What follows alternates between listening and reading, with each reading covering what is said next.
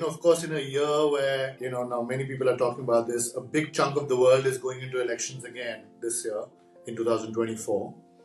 I believe 40% of the world's population, maybe even bigger, big countries, big democracies, the US, the UK, India, many others are going into elections this year. How do you expect the current geopolitical disruptions impacting elections coming up this year? And vice versa. How do you expect the outcomes of these elections to shape geopolitics by the end of 2024? I think the big one on the second side of it, so the impact of the election outcomes on geopolitics, is clearly what happens in the United States. Absolutely. Correct. That is the one where there could be a significant change. I think that argument can also be a little bit overblown because there's more continuity, I think, between Trump's foreign policy and Biden's foreign policy than is often recognised. And I think it actually goes beyond the China question. Do you think it'll extend to Europe as well? Because that seems to be the main concern emanating from Europe, that if Trump comes back. I think that's where it's difficult to say. There's no doubt that Trump will put much less importance on, if he were to be elected, much less importance on relations with the individual European states and the European Union.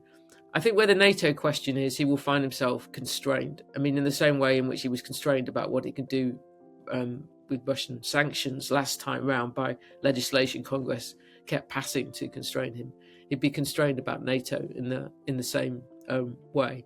And it's quite difficult to see a circumstance in which both houses of Congress are turned into sites of Trump's dominance as an outcome, I think, of the election, whatever happens at the presidential level. On the question of the impact of the geopolitics on the elections, I think it is going to be quite a big deal.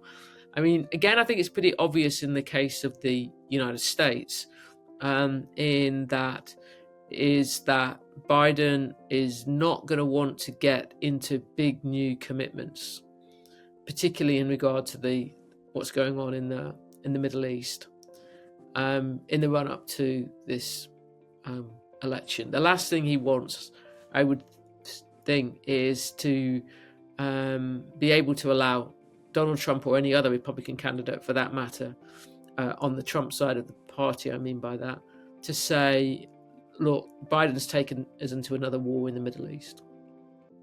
And that's quite hard, I think, given the situation in the Middle East at the moment, if you look at it from the American point of view, because they're involved in air operations against the Houthis.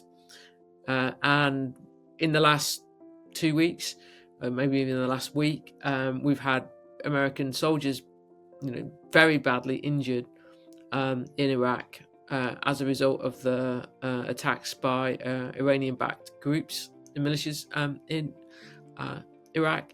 You've got attacks on American bases in Syria. So staying out of another war in the Middle East is not going to be so easy during the course of this year, if you look at everything that's going on. And that's even leaving aside the question about whether the war between Israel and Hamas spreads into, say, confrontation between Hezbollah and Israel, and possibly even Iranian involvement, direct Iranian involvement in that. At the same time, I think we can already see that the politics of Ukraine, in American politics, by that, has become really hard, and doesn't even need the election getting closer for that to be the case. The Congress has proved unwilling to extend military aid. I think that unless that Biden can find a way of moving in a way towards more of the center ground, where voter opinion is on the US-Mexican border question, he's going to find it hard to get movement on the Ukraine question, because and you've of course argued that I think that geopolitical turbulence helped Trump get elected back in 2016. Is your sense, from what you were just saying, that this geopolitical turbulence, especially in the Middle East, going to really help Trump then effectively, unless Biden can somehow pull off a miracle and prevent this escalation that seems to be happening? I actually think it's a bit harder for him this time to use the Middle East as effectively as I think that he did last time, because the forever wars narrative, I think, is not quite as potent as it was back in 2016. Because if you go back into 2016, Obama in the last couple of years of his presidency had gone back into Iraq quite directly with the operations against ISIS.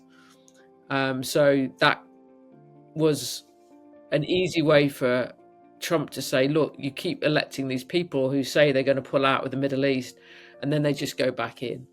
And we've seen then in his own presidency that he wasn't actually in the end able to end the American intervention in Syria. He reduced it substantially, but he was essentially thwarted by people in his own administration with his attempts to withdraw completely from Syria. So he hasn't got, if you like, clean hands, if you want to use that language, in a way which he did in 2016, where foreign policy is concerned. And as well, Biden has made that big withdrawal from Afghanistan. So I just think that the charges that he could deploy against Biden on forever wars in the Middle East, and if we include Afghanistan in that, which I know it's not quite, they're not quite, they can't resonate in quite the same way as the attacks that he was making back in 2016.